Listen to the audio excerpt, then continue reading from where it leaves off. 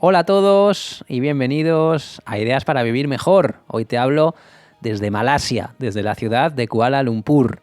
Y lo hago para traerte las ideas principales de las enseñanzas del Fakir, un libro escrito por Ramiro Calle, un auténtico pionero en esto de los libros de desarrollo personal y de las enseñanzas orientales, al menos en España.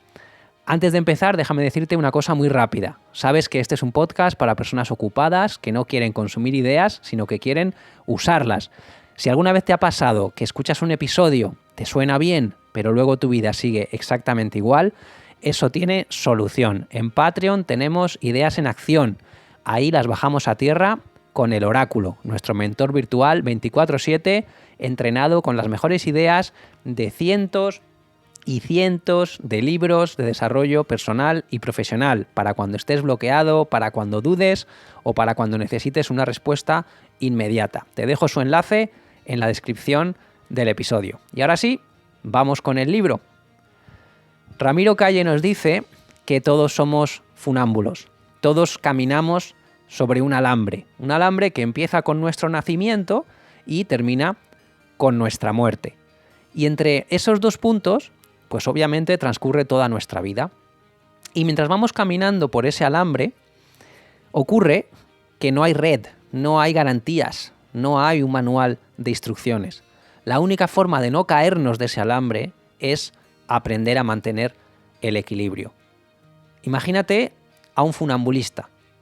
Lo ves, está caminando sobre un cable, suspendido en el aire, y cada paso le exige su plena atención. Cada paso le exige estar en equilibrio. Si se inclina demasiado hacia un lado, se cae. Si se inclina demasiado hacia el otro lado, también se cae.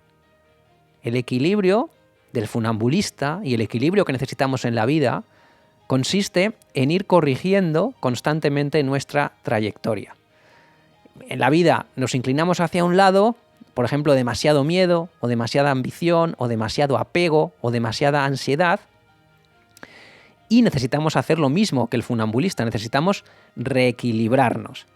Y el libro nos dice que el verdadero arte de vivir consiste precisamente en hacer eso, en aprender a corregir los desequilibrios en los que incurrimos una y otra vez a través de reequilibrarnos. Porque la vida nunca va a ser estática, la vida siempre nos va a estar empujando hacia un lado o hacia el otro.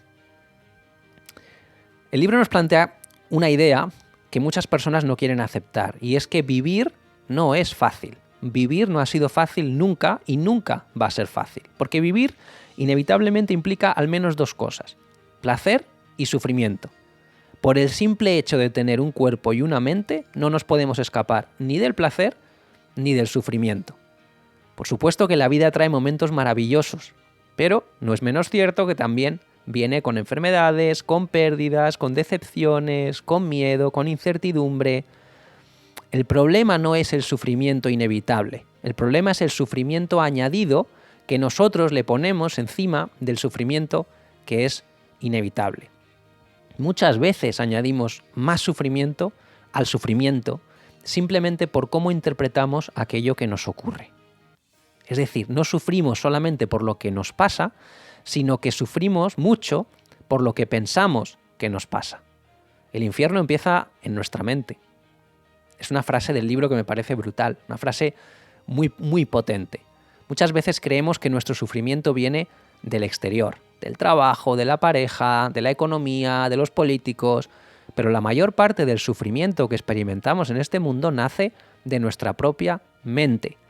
Y hay personas que convierten su mente en un jardín y otras que convierten su mente en un auténtico vertedero. En el jardín van a crecer pensamientos constructivos, la aceptación, la calma, la claridad, la comprensión. Si decidimos convertir nuestra mente en un vertedero, ¿qué es lo que va a crecer? Resentimiento, comparación, celos, miedo. Así que pregúntate qué es lo que estás cultivando en tu mente, porque somos el resultado de nuestros pensamientos. Nuestros pensamientos no son algo inocente. Nuestros pensamientos tienen consecuencias, porque el pensamiento tiende a convertirse en acción. Y con el tiempo, nuestras acciones se convierten en nuestra vida, en los resultados que obtenemos en nuestra vida. Por eso el libro recoge una idea que es muy antigua. Así como piensas, así eres. Si una persona se está repitiendo constantemente que no vale para hacer algo, que no puede, que no es suficiente, obviamente ese pensamiento va a acabar influyendo en su comportamiento. Y ese comportamiento repetido en el tiempo va a terminar moldeando su destino. Y por eso cuidar la mente es tan importante, porque es el laboratorio donde se fabrica nuestra vida. Te propongo que observes durante un día tus pensamientos. Solamente que los observes, no que los intentes cambiar. Y luego pregúntate qué tipo de pensamientos dominan mi mente. ¿Son pensamientos que construyen o pensamientos que destruyen? Porque sí, el infierno empieza en nuestra mente, pero también el paraíso empieza en nuestra mente. Eso también es verdad. Bien, un concepto clave del libro es el del ego. El ego, un personaje clave en este libro. El ego tiene la obsesión de controlarlo todo. Quiere prever el futuro, quiere evitar el dolor, quiere garantizar que todo salga bien, pero el libro dice algo muy interesante. Esa sensación de control es solamente una ilusión del ego, porque la realidad es otra. La vida es imprevisible y no sabemos lo que va a pasar mañana, si vamos a tener una enfermedad, si hay una persona que va a entrar en nuestra vida o que va a salir. La vida es incertidumbre, pero el ego no soporta esa incertidumbre. Por eso intenta desesperadamente construir una ilusión de seguridad, que no es verdadera seguridad, es una ilusión. Nada es completamente seguro. Todo en la vida pende de un hilo frágil. Y si esto te parece una idea pesimista, déjame decirte que no lo es.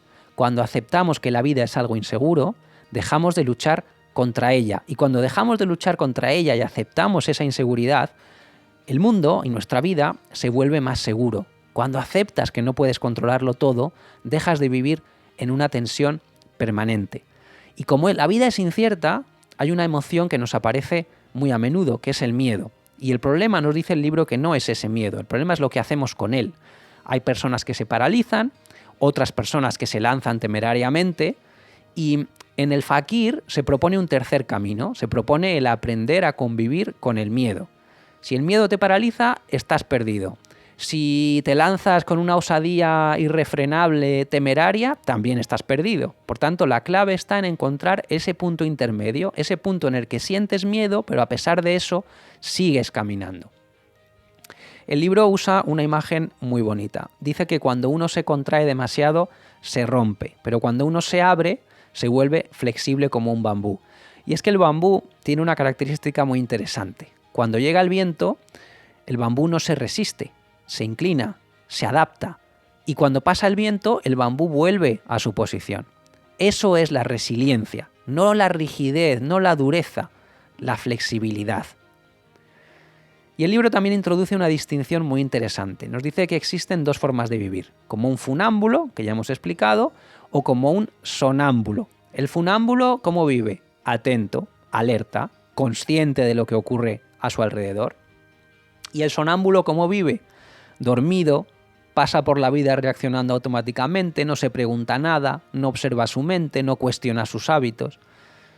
Cuando la consciencia se embota, no vivimos la vida nos vive, pero nosotros no la vivimos a la vida. Y eso es exactamente lo que les pasa a todas esas personas que viven en piloto automático. Pregúntate si estás viviendo con atención o si estás funcionando en piloto automático, porque te darás cuenta que la mayoría de nosotros pasamos gran parte de nuestra vida dormidos. Y es una auténtica pena y una pérdida de tiempo que esto sea así. Cuando uno está en lo que es, entonces está ocupado, pero no preocupado. Es una frase muy sencilla, pero muy interesante. Estar ocupado es sano. Trabajar, resolver problemas, tomar decisiones, todo eso es sano y necesario. Pero la preocupación, no la ocupación, sino la preocupación, eso es otra cosa. La preocupación empieza cuando la mente empieza a girar en círculos. Pensamos una y otra vez en eso que no ha ocurrido todavía y que generalmente nunca ocurre. Entonces piénsalo en estos términos. Cuando tú estás ocupado, generas energía. Cuando estás preocupado, estás consumiendo energía. Por eso hay personas que terminan el día agotadas, aunque no hayan hecho gran cosa, porque han pasado muchas horas preocupándose, no necesariamente ocupándose. El libro dice que muchas personas piensan la vida, pero no la viven. Están siempre analizando, interpretando, evaluando, comparando, pero muy pocas veces están viviendo el momento. Te has pasado la existencia pensando más que viviendo, ahora tienes que vivir más que pensar, sería la frase. Y esto no significa que pensar sea algo malo, pensar es algo muy útil, pero cuando el pensamiento se vuelve excesivo, entonces lo que hace es desconectarnos de la experiencia real, de la vida real. Y es que todos tenemos una capacidad extraordinaria, que es la imaginación. Pero la mente utiliza muchas veces esa imaginación de una manera destructiva. Tenemos un cine mental, que es cuando empezamos a imaginarnos historias, películas que no existen, discusiones que nunca van a ocurrir, problemas que no tenemos, interpretaciones de lo que hacen o lo que dicen los demás. Nuestra mente construye una película y nosotros sufrimos como si eso fuera real. Y la realidad no es esa, es simplemente una proyección mental, es el cine mental. Y vuelvo al funambulista, porque es una persona que si piensa en el paso anterior se cae del alambre, si piensa en el paso siguiente también. Es una persona que tiene que estar totalmente presente. Por tanto, la enseñanza que debemos de sacar del funambulista, del fakir, es vivir cada momento como si no hubiera otro, sin cargarlo con recuerdos, con expectativas, con juicios, con interpretaciones. Y eso nos va a ayudar a que nuestra mente se vuelva mucho más tranquila. Tenemos que vaciar la mente de ruido innecesario. La tenemos demasiado llena de cosas, de ideas inútiles, de preocupaciones, de opiniones, de recuerdos que ya no nos sirven para nada. Deberíamos arrojar los contenidos inútiles de la mente. Igual que limpiamos nuestra casa, deberíamos limpiar nuestra mente también. Preguntarnos si este pensamiento me ayuda o solamente me está haciendo sufrir, porque si no te ayuda un pensamiento, lo mejor es que lo dejes ir. Presta atención a tu respiración. Es un ejercicio muy simple, sin intentar cambiar nada, simplemente observándola, y verás que la mente intenta escapar de eso, intenta pensar en otra cosa, intenta montarse otra película, pero si perseveras, si sigues observando, al final la mente terminará por calmarse. Terminará haciendo porque no le queda otra. Gran parte de nuestro sufrimiento nace de la mente, pero eso es solamente señalar el problema. ¿Qué 3 cualidades fundamentales tenemos que tener en cuenta para vivir con más serenidad, para serenar nuestra mente? Pues lo primero que tenemos que tener en cuenta es la aceptación consciente. Aceptarse no significa resignarse, te lo he dicho muchas veces, no significa que te rindas, significa que aceptes aquello que no puedes cambiar. Una de las claves de la mente serena es que acepta aquello que es inevitable. A mí me han perdido la maleta en este viaje. Lo tuve que aceptar con la serenidad que se acepta lo inevitable. Y a mi lado tenía muchas personas en el mostrador de la compañía aérea a grito pelado porque le habían perdido la maleta. Estábamos en la misma situación, pero la reacción era distinta. ¿Tú crees que les van a devolver la maleta antes que a mí porque se pusieran a gritar, hicieran un escándalo en la zona de...? Absolutamente no. Absolutamente no. La maleta nos va a llegar cuando nos tenga que llegar, pero al mismo tiempo. A veces gastamos una cantidad enorme de energía luchando contra cosas que no dependen de nosotros. Las decisiones de otras personas o los errores de otras personas. Aceptar estas realidades nos libera de muchísimas luchas inútiles y de muchísimo estrés. Bueno, y la segunda cualidad de una mente del funambulista es la paciencia. La paciencia es saber esperar. Vivimos en una cultura obsesionada con la rapidez. Todo tiene que ser inmediato, queremos resultados rápidos, respuestas rápidas, queremos el éxito ya, y la vida funciona de otra forma. Las cosas importantes necesitan tiempo. Todo lo que es importante en la vida, aprender, tener buenas relaciones, crecer personalmente, requiere tiempo. Y es así. La paciencia no es ser pasivo, es tener confianza en el proceso y saber esperar. Y la tercera cualidad de esa mente paciente, de esa mente de funambulista, es la ecuanimidad. ¿Qué es esto? Es la capacidad de mantener tu equilibrio interior independientemente de lo que pase fuera. Es una actitud de equilibrio y de armonía. Cuando eres ecuánime, el éxito no te vuelve arrogante, pero el fracaso tampoco te destruye, porque tu centro no depende de lo que ocurre fuera, depende enteramente de tu consciencia. Por eso hay que actuar con consciencia. No hay sitio al que podamos escapar de las consecuencias de nuestros actos. Todo lo que hacemos tiene un efecto en nosotros y en los demás. Por eso hay que actuar siempre con consciencia, con atención, con lucidez, porque cada acción tuya va a dejar una huella en el mundo, lo quieras o no. Y hay un maestro que cita el libro que decía algo que me ha parecido muy curioso. Dice que si no tenemos dificultades, deberíamos buscarlas. Tú dirás, pero ¿por qué alguien iba a querer buscar dificultades a propósito? Mira, las dificultades tienen el poder de despertarnos, tienen el poder de obligarnos a crecer, nos obligan a desarrollar recursos internos que de otra manera nunca aparecerían. Por eso muchas personas viven dormidas, entonces tienen una crisis, les pasa algo muy importante en su vida y entonces empiezan a cuestionárselo todo, empiezan a cuestionarse toda su vida. Pregúntate si los momentos más difíciles de tu vida no te enseñaron algo, si no te hicieron más fuerte, si no te ayudaron a entender cosas importantes sobre ti. Muchas veces lo que se presenta como un problema en realidad es una oportunidad para seguir creciendo, lo veamos así o no. Y luego el libro habla mucho sobre la consciencia también, porque el verdadero problema del ser humano no es solamente el sufrimiento, sino la falta de atención.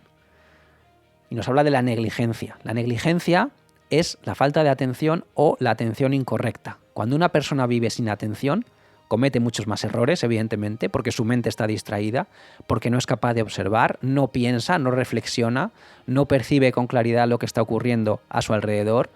Y esto, que es muy obvio, lo estamos acentuando en esta sociedad. Vivimos en una sociedad que fomenta constantemente el estar distraído, con pantallas, con notificaciones. Es información continua, 24/7, y además todo compite por nuestra atención. Y cuando perdemos esa atención, no te quepa duda de que también estamos perdiendo claridad. La siguiente idea que elabora el libro te va a encantar. La felicidad. Hemos hablado mucho de la felicidad en este podcast que se llama Ideas para Vivir Mejor. Todos buscamos la felicidad. Pero esa felicidad no es una emoción intensa como mucha gente se cree. Eso es placer, si quieres. Felicidad temporal. La felicidad, nos dice este libro, que es un estado de quietud interior, de bendita quietud interior. Por tanto, en la felicidad, tal y como la entiende el libro, no hay excitación, no hay euforia, hay solamente calma, hay paz y hay una sensación de armonía con la vida. Y esa sensación no aparece por arte de magia. Hay que cultivarla todos los días y a todas horas. Porque muchas de las decisiones que tomamos no son realmente conscientes. Como te decía antes, muchas conductas de las que tenemos a día de hoy son automáticas. Creemos que elegimos libremente, pero no. Nuestros pensamientos y nuestras conductas son, si lo quieres ver así, como una corriente de agua. La corriente que vemos está impulsada por el agua que viene detrás. Nuestros hábitos, nuestros impulsos, nuestros comportamientos están impulsados por esas fuerzas inconscientes. Todos estamos condicionados por nuestra educación, por nuestra cultura, por las experiencias que hemos vivido, por los miedos que tenemos, por las creencias. Y esos condicionamientos van a funcionar como hilos invisibles que controlan nuestra conducta. Nos creemos que somos libres, pero muchas veces simplemente estamos reaccionando a esos condicionamientos. Por eso conocerse a uno mismo es tan importante, porque cuando observamos esos condicionamientos, cuando nos damos cuenta, entonces podemos empezar a liberarnos de ellos. Muchas personas viven identificadas con una falsa personalidad, viven identificadas con una identidad que han construido a partir de lo que les dijeron que deberían ser, o lo que la sociedad espera de ellos, o las etiquetas que les han puesto desde que son pequeños. Pero esa personalidad no siempre refleja su verdadera esencia. Por eso lo que propone Ramiro Calle en este libro es que nos vayamos desprendiendo poco a poco de esa falsa personalidad, que nos vayamos acercando a quienes realmente somos, que nos vayamos pelando como una cebolla hasta llegar a quien realmente somos. Es un proceso largo, pero profundamente liberador y que encaja muy bien con este podcast y con el desarrollo personal en general. Pregúntate quién eres realmente. No tu profesión, ni tu rol social, ni la imagen que proyectas. ¿Quién eres cuando nadie te está mirando? Ese es el inicio del autoconocimiento. El libro propone desarrollar una cosa que llama la energía del observador. Significa que aprendamos a observar lo que ocurre dentro de nosotros, nuestros pensamientos, nuestras emociones, nuestras reacciones, pero que lo hagamos sin identificarnos con ellos. Cuando uno aprende a observarse desde el centro de la consciencia, mucho del sufrimiento desaparece, porque ya no te quedas atrapado o atrapada en tu pensamiento, sino que empiezas a observarlo. Hay que separarse del flujo de nuestros pensamientos. Creemos que somos nuestros pensamientos, pero tenemos que saber que el pensamiento es simplemente un fenómeno que aparece en nuestra mente, igual que las nubes aparecen en el cielo y desaparecen. Cuando aprendemos a observar esos pensamientos sin identificarnos con ellos, vamos a hacer que pierdan gran parte de su poder.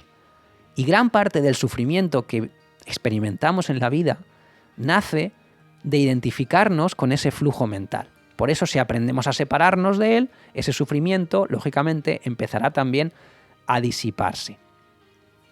Y el libro también propone una visión, me ha parecido muy interesante, del miedo. Dice que el miedo no tiene por qué ser nuestro enemigo, es más, puede convertirse en nuestro aliado. Todos tenemos miedo, y si no lo tuviéramos, pues yo qué sé, seríamos dioses. El problema no es sentir miedo, el problema es dejar que ese miedo nos controle. Siente el miedo, pero no dejes que te paralice. ¿Y cuál es el papel del cuerpo en todo esto? Porque hemos hablado hasta ahora de la mente, sobre todo. Hay muchas tradiciones espirituales que han utilizado el cuerpo como una herramienta de transformación, ¿verdad? No solamente la mente, sino el cuerpo. El cuerpo no puede ser solamente una fuente de placer y de dolor. También debe ser una herramienta de autoconocimiento. A través del cuerpo podemos aprender un montón de cosas. Disciplina, atención, resistencia, autodominio. Por eso muchas prácticas de desarrollo personal incluyen el ejercicio físico, el yoga, la meditación, la respiración. El cuerpo es también muy importante. Otra capacidad fundamental para mantener el equilibrio interior es relativizar. Muchas veces damos una importancia enorme a cosas que en realidad son solamente secundarias, pequeños conflictos, la opinión de alguien, cometer un error sin importancia. Y cuando aprendemos a relativizar todo eso, muchos problemas desaparecen. No porque la realidad cambie, sino porque lo que cambia es nuestra perspectiva. Así que la próxima vez que aparezca una emoción intensa, aparezca la ira en ti, el miedo, la ansiedad, no intentes eliminarla, no intentes luchar contra ella, simplemente obsérvala, como si estuvieras viendo esa nube pasar por el cielo. Y como no reaccionas, entonces la emoción acaba disipándose. El problema muchas veces es que no sabemos dejar de pensar, ¿verdad? Pensar es una herramienta maravillosa y gracias al pensamiento estamos aquí y hemos construido civilizaciones y hemos construido Internet y hemos construido los medios de comunicación y los libros. Pero el pensamiento humano también tiene un lado oscuro, porque puede convertirse en ruido. Por eso el libro dice que aprender a pensar es importante, pero igual de importante es aprender a dejar de pensar. Aprender a dejar de pensar. Hay veces que necesitamos analizar las cosas, o tomar una decisión, o pensar, pero otras veces simplemente necesitamos sentir, simplemente necesitamos respirar, simplemente necesitamos vivir. No pienses, no analices, no interpretes todo el tiempo. Dedica también tiempo a sentir, a respirar y a vivir. Volviendo al tema del ego, que el libro lo toca varias veces, se me ha olvidado decirte antes que el ego puede convertirse en una de las fuerzas más destructivas del ser humano. ¿Por qué? Porque el ego quiere ser superior a los demás, quiere tener razón siempre, quiere dominar, quiere ser admirado. Y cuando el ego es capaz de dominar tu mente aparecen muchos problemas. Aparece el problema de la competencia sin escrúpulos hacia los demás, de la falta de empatía hacia los demás, de esa ambición desmedida. El ego necesita constantemente sentirse más que los demás. Y esa búsqueda nunca termina. Otra emoción que aparece con frecuencia en nuestra vida es el desasosiego, esa sensación de inquietud constante, esa mezcla de ansiedad, impaciencia, insatisfacción, que básicamente es lo contrario a la serenidad. Muchas personas viven atrapadas en ese estado mental, siempre inquietas, siempre buscando algo más, siempre permanentemente insatisfechas. ¿Cómo combatimos eso? Cultivando la calma. Cultivando la calma. Es como la gestión de la ira, ¿no? La ira, esa raíz venenosa que debemos aprender a debilitar. La ira tiene algo muy curioso. Aparece muy rápidamente, pero también desaparece muy rápidamente si no la alimentamos. ¿Cuál es el problema? Que muchas veces reaccionamos inmediatamente y esa reacción amplifica la emoción. Debemos observar la ira sin reaccionar, verla aparecer y dejar que se marcha, que se vaya, que se marche, sin reaccionar. Que no te quepa duda que dentro de cada ser humano existe un potencial enorme, El potencial principal es recuperar la libertad interior. Todos podemos hacerlo, pero esa libertad requiere que dejemos morir nuestra mente vieja, esa mente llena de miedos, de condicionamientos, de hábitos destructivos, y permitir que nazca una mente nueva, más consciente, más tranquila y más libre. Cuestiona tus pensamientos todo el tiempo. No busques una vida completamente segura, porque la seguridad total no existe. Vivir, estar aquí, ya implica riesgo. Intentar eliminar todo riesgo de la vida es eliminar la vida misma. Prudencia sí, cobardía no. El riesgo forma parte del camino. Hay muchas personas que prefieren quedarse con lo conocido, aunque no sea lo mejor. Más vale lo malo conocido que lo bueno por conocer, ¿verdad? Hemos escuchado muchas veces. Pues es precisamente ese tipo de pensamiento el que nos mantiene atrapados. Nos aferramos a hábitos, a rutinas, a identidades, simplemente porque nos dan una sensación de seguridad, una falsa sensación de seguridad. Esa seguridad es solamente una ilusión. Y otra enseñanza muy profunda del libro con la que quiero que os quedéis es que actuéis lo mejor posible sin obsesionaros con los resultados. Haz lo mejor que puedas en cada momento, pero no te obsesiones con lo que ocurrirá después. Porque muchas veces el apego al resultado nos roba algo que es muy importante, nos roba el disfrutar de la acción. Cuando estamos obsesionados con el resultado, dejamos de vivir el proceso, y eso es un grandísimo problema. La mente es como un mono. Seguro que esto ya lo sabes. Un mono que va saltando constantemente de rama en rama. Ahora está en el pasado, al momento siguiente cambia al futuro, casi nunca está presente. Y por eso hay que entrenar nuestra mente. No para eliminar los pensamientos, sino para aprender a dirigir la atención. Tu atención es lo más importante. Así que, bueno, ya lo sabes, ya lo has visto en este libro. Sin paz interior, nada va a ser suficiente. Me da igual el éxito que tengas, el dinero que ganes, lo que te reconozcan. Si tu mente está en conflicto, te vas a seguir sintiendo incompleto. El objetivo final del camino no puede ser el éxito. Tiene que ser la paz mental de la que te hablaba antes.